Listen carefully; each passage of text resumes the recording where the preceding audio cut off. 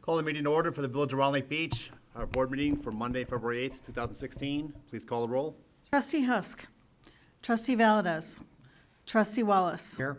Trustee Butler. Here. Trustee Mount. Trustee Bennis. Here. Mayor Hill. Here. Let the record show a quorum is present. Would you all please rise and join me in the Pledge of Allegiance. I pledge allegiance to the flag of the United States of America and to the republic for which it stands, one nation, under God, indivisible, with liberty and justice for all. Is there a motion to approve the agenda? So moved. Second. Motion by trustee Butler, second by trustee Wallace. Any additions or deletions? Hearing none, all in favor? Aye. Opposed? The agenda is approved as written. We have the council meeting minutes from January 25th, 2016. Any corrections or clarifications? If not, is there a motion to approve? So moved. Second. Motion by trustee Bennis, second by trustee Mount. We have a motion to second. Any corrections or clarifications? Again, hearing none, all in favor? Aye. Opposed? Those meeting minutes are approved. See, for the month there, we have expenditures of $1,556,616.47. Some of the larger items in the, for the month here are our healthcare services, just under $120,000. Payne and Dolan for the road program, a little over $809,000. Patent Construction for the water main replacement project, almost $128,000. And CLC Jawa, that's for fresh water from Lake Michigan, about $132,000. There are a lot of other bills in there that the staff have reviewed, the board have reviewed. Any of the trustees have any questions on those? If not, is there a motion to approve? So moved. Motion by trustee Wallace. Second. Second by trustee Butler. We have a motion and a second. Any questions? Please call the roll. Trustee Butler. Aye. Trustee Mount. Aye. Trustee Bennis. Aye. Trustee Wallace. Aye. That's approved 4-0. We have no ratifications this evening, so we'll move on to our standing committee reports. Trustee Mount? Well, thank you, Mayor. I do have a SWACO report tonight. In Lake County, we do have 6 locations for electronic collections, and that's going to be going on through May of this year. Our contract ends with the hauler after May. We're not sure yet. We were hoping to be able to announce something. On Saturday, I was able to talk to Representative Yingling and to Senator Bush about the electronic recycling. And there is a House bill that they're working on that might be able to, because it's not just a Lake County issue, it's a statewide issue. So hopefully they can get something, passed in Springfield, which would help the electronic collections throughout the state. Household chemical waste by appointment only. We have 3 different times. You can go to swaco.org and click on it. It's free for all residents in the state of Illinois, and you could go over to our Estes Street facility in Gurnee and drop off all that. We will be having mobile collections. They will be announced coming up, probably April or May we'll start them. We will have at least 4 of those throughout the county. We'll make it nice and short and sweet. Go to swaco.org for all your solid waste needs. And remember, recycle first, trash last. Thank you. Mayor, Yes, trustee I Butler. may have a moment of everyone's time to announce something very exciting coming to the Village of Round Lake Beach. Okay. On April 16th, we are going to have our first indoor concert at the Civic Center, and we're going to put on that stage American English. Right. And Mayor, I know you're such a good music buff. What does American English play? The Beatles. Very you go. good, yay! We've educated you over the years. Yes. So that will be April 16th at our Civic Center. You can call the Village or the Civic Center for further information. Tickets are going to be sold, and we're going to have a great evening, and we hope a lot of residents come out and join us. Definitely sounds like a lot of fun. They're a great band to listen to. Thank you. And then could I just go ahead and remind everybody that this week on Wednesday, February 10th, at the Civic Center at 6:30, the mayor is going to be having his next fireside chat with State Attorney Michael Nerheim. Yes, thank you. That should be a lot of fun. He's a very interesting man. He's done a lot to the office since he's been in office, and we'll see where he's at right now. All right, great. Anything else? Okay. There's no mayor's report tonight. Is there a clerk's report? No, there is not. Okay, move on to our items of business then. We have item A, is a resolution approving an agreement with Offender Watch. This is a program that the police department will be able to use. It lets us track sex offenders as they move from community to community and to verify their workplaces and everything else.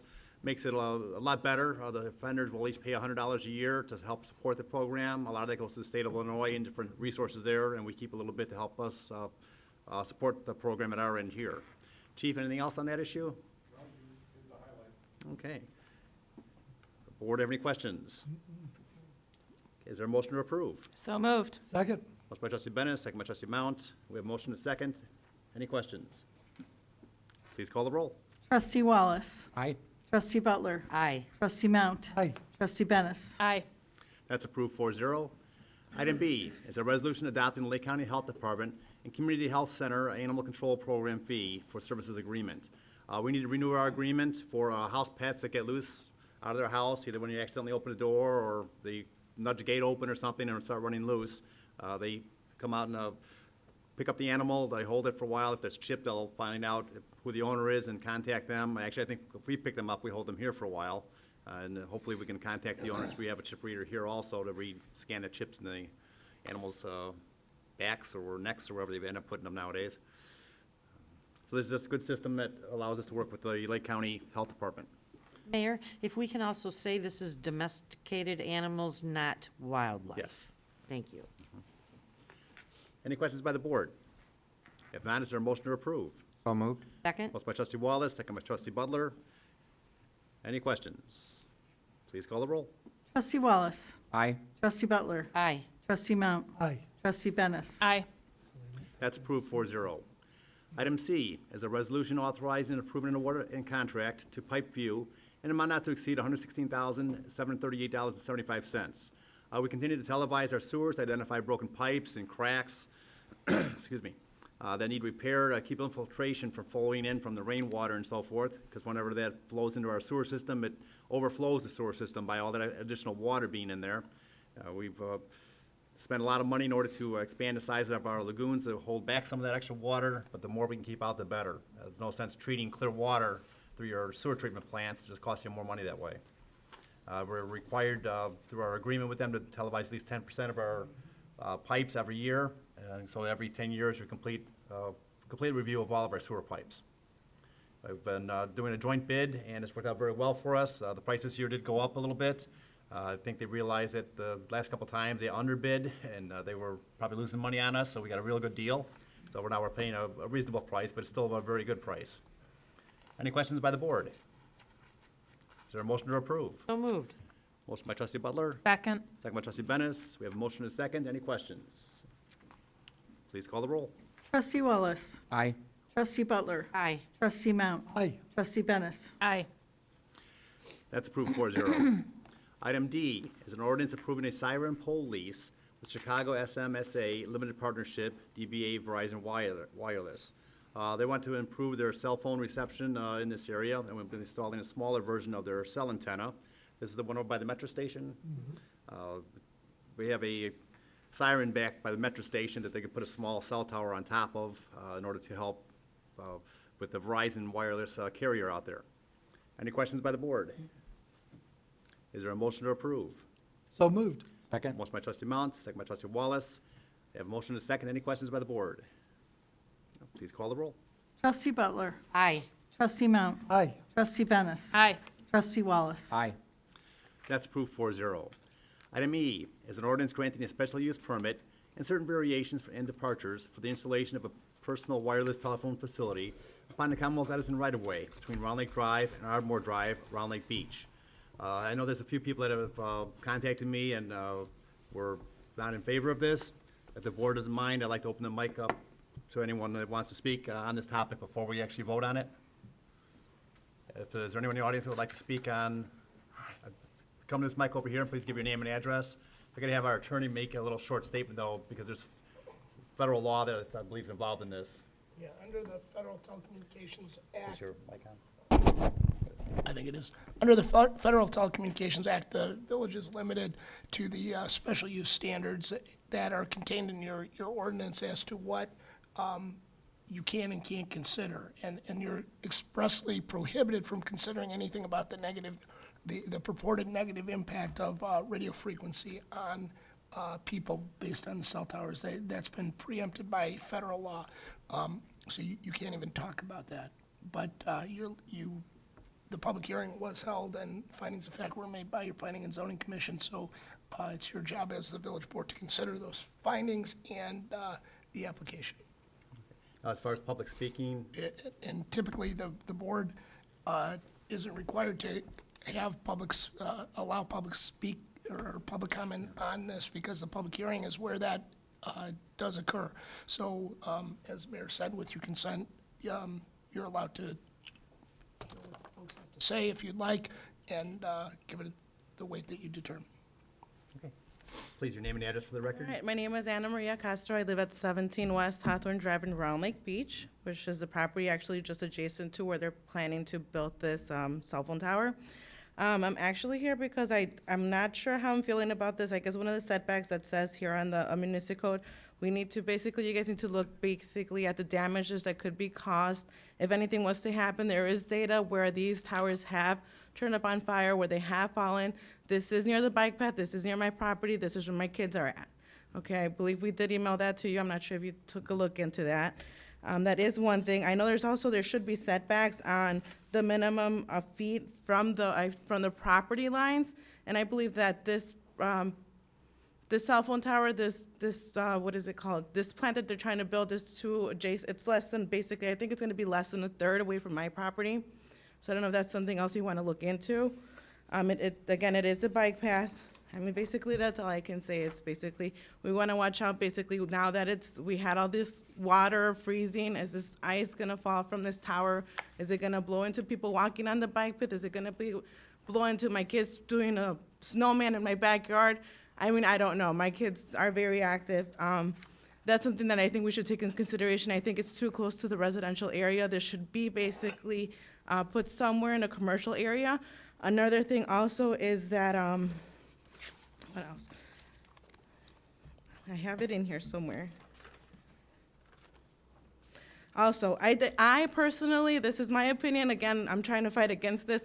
I personally, according to the maps that they look, which the presentation was given, on the presentation that was given where there is a gap, it shows a very minimal gap, and then we show like 30 pictures to where the coverage would be. I significantly don't think that there is a significant gap to be placing this antenna where they want to place it. We'd actually be giving more signal to the fishes in Round Lake than the people that are actually out in the area. That's my personal opinion. So that's something I don't know if we should look into, something you guys should take into consideration.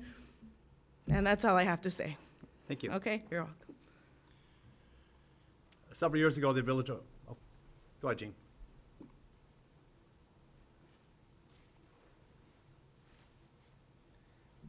My name's Gene Carey, 1325 Glenview Court in Round Lake Beach. Before you vote on this, I'd like to point out a few things.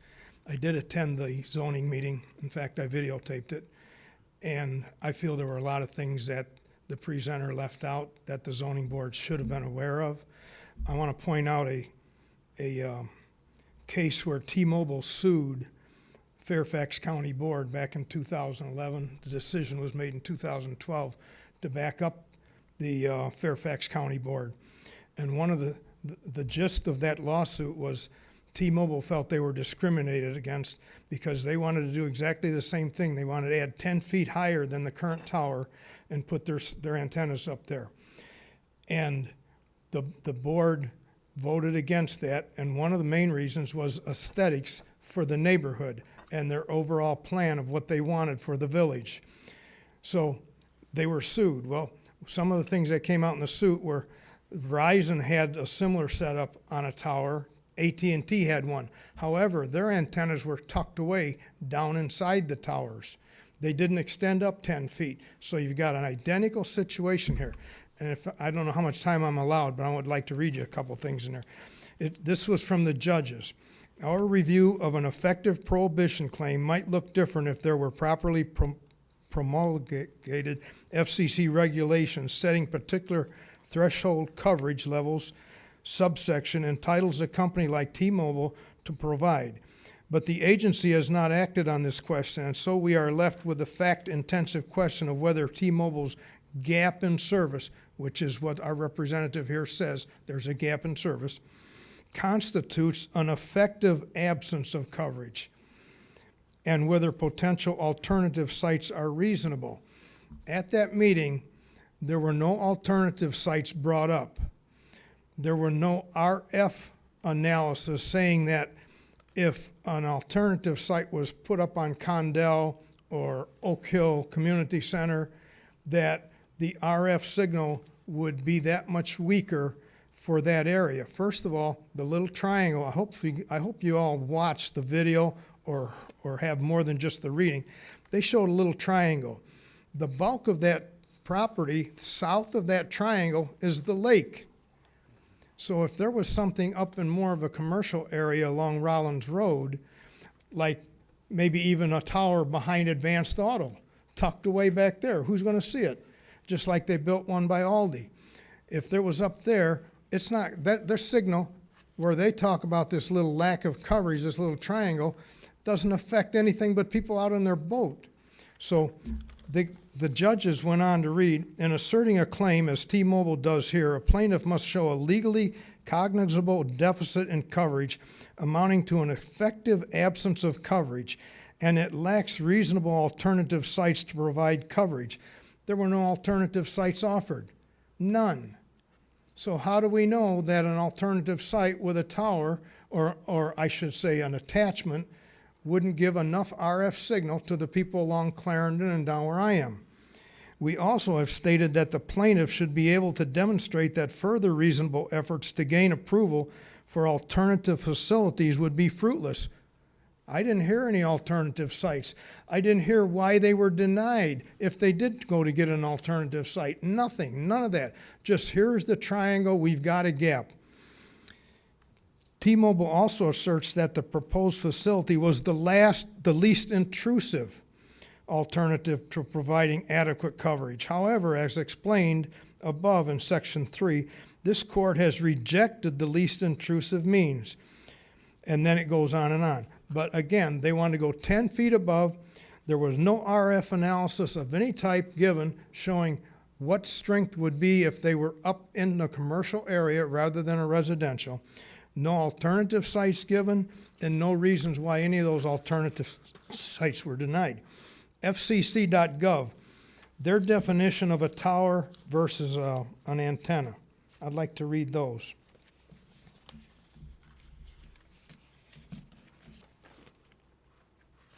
According to FCC.gov, a tower is any structure built for the sole or primary purpose of supporting an FCC licensed antenna. A collation means mounting or installation of an antenna on an existing tower, building, or structure. They are not mounting their antenna on an existing structure or an existing tower. He clearly said there's a monopole going straight up through the middle. The tower is nothing but something to replace the guy wires for an antenna. If they want to put a thin wall monopod up because they don't want to spend the money and a short base, they want to use the tower as a support for this monopod. But it is its own tower. It's its own tower going up. It's the antennas are not being attached to ComEd's tower. So they are building a tower within a tower. And as a board, your own Muni code says if it doesn't meet some of the things that the previous spokesperson said, that in considering a request for approval of a special use permit, the installation of personal wireless service, the Board of Trustees shall, in addition to other relevant standards for approval, also given the consideration and weight to, number one, whether the applicant has sought and been denied the opportunity to co-locate its personal wireless service facility on an existing antenna. There was nothing brought up about an alternative site, nothing. Number two, whether a significant gap in coverage exists. Who knows? There was no RF analysis done, nothing presented to show there's a significant gap. We saw this little triangle. In fact, that triangle that is supposed to cover doesn't even reach over to Cedar Lake Road. It doesn't even reach to Rollins. It goes out into the lake. So that, I'm sure you can pull that up on your computers. Number 3, whether the means chosen to fill a significant gap in coverage are the least intrusive on the condition set forth. And this is the main one that this other county board shot it down on, whether there are specific and unique aesthetic, visual, and safety objections. Well, there are aesthetic objections. Nobody wants this thing up there 10 feet with 6 antennas on it. The one they built over behind Aldi, I believe, has 1. They need 6 to cover this little triangle. I think you need to really think this through, whether the zoning board that heard the presentation got the information they should have gotten. And thank you for your time. Thank you. John, do you have any response to some of the questions or comments that were brought up? Well, back in 2010, the village went through consideration to amend the zoning code to address the whole cell tower issue. It was a pretty hot issue at the time nationwide. What was happening nationwide was there were other jurisdictions creating ordinances that were so limiting they had the effect of absolutely prohibiting cell towers from being erected in the communities. And that was, again, found to be not appropriate and not applicable nationwide. So what the village did was it studied the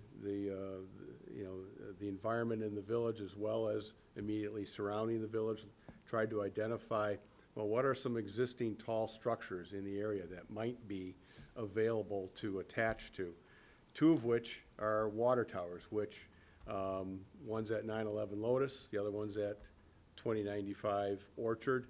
The one at Lotus used to have 4 carriers on it, now has 3, one of which is T-Mobile, and the water tower at Orchard has 1 carrier on it right now, which is also T-Mobile. The village also looked at the ComEd right-of-way.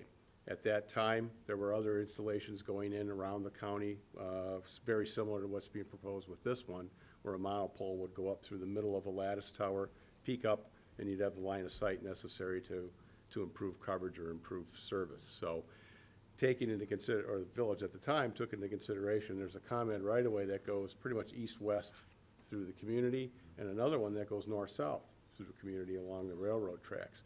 And might those be good opportunities, or at least decent opportunities to explore or have explored in the future if another provider came along and needed to, enhance their service or improve their service in the community. So that's why the existing tall structures were identified as possibilities. Again, every installation has to go through the public hearing process, the same kind of review, the same kind of analysis, prior to any authorization. Since 2010, we've had 1 other public hearing that did not involve a village-owned property, and that's for Beach Haven Tower over on Gulfview Road. That's the 5-story multifamily structure over there. SAC Wireless came through and later on in 2010 and went through a special use hearing, and consideration was approved to install there. So again, it speaks, the way the ordinance is structured right now kind of speaks to a time. It was the village's reaction to, or an attempt to create a reasonable ordinance that offered some locations, full well realizing that the cell phone business was probably going to get bigger and bigger, the needs were going to get larger and larger, the usage was going to continue to grow, and the amount of information that was going to go through cell phones was just going to, escalate even more and more, which it has, and that's why those locations were looked at the time. Thank you. Any trustees have any And questions? Yeah, I have a question. John, I believe the tower that Gene is referring to by Aldi is the one on Nicole, which is between Aldi and the courthouse. Is that the one you're referring to, Gene? Because if it is, it's not a cell tower, and I'd like you to explain what that is. That's the one, that's controlled by the Lake County, that's on the county grounds, on the county courthouse grounds. And what it is, it's a antenna for the Lake County traffic alert system. It's actually connected to that traffic signal on Nicole and Rollins, and then we'll send out the signal from there. So it's a Passage, right? it's a single-purpose tower just for that. And the county, you know, as they came through with their special use permit, as the owner of that tower, they don't want any co-location on that tower. They just want that tower to be for the transportation network. Yeah. John, may I ask you a question? The ComEd right-of-way, the big towers that they have there, I call them the big ones. How tall are those? Well, the one in question here is about 98.5 feet tall.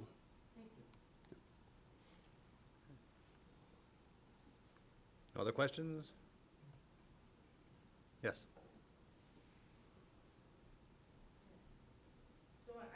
I did print out a copy of the triangle that Jean was talking about. I also went online through T-Mobile's website, and I printed out their coverage, and according to their T-Mobile website online, it says they have fair coverage in the area.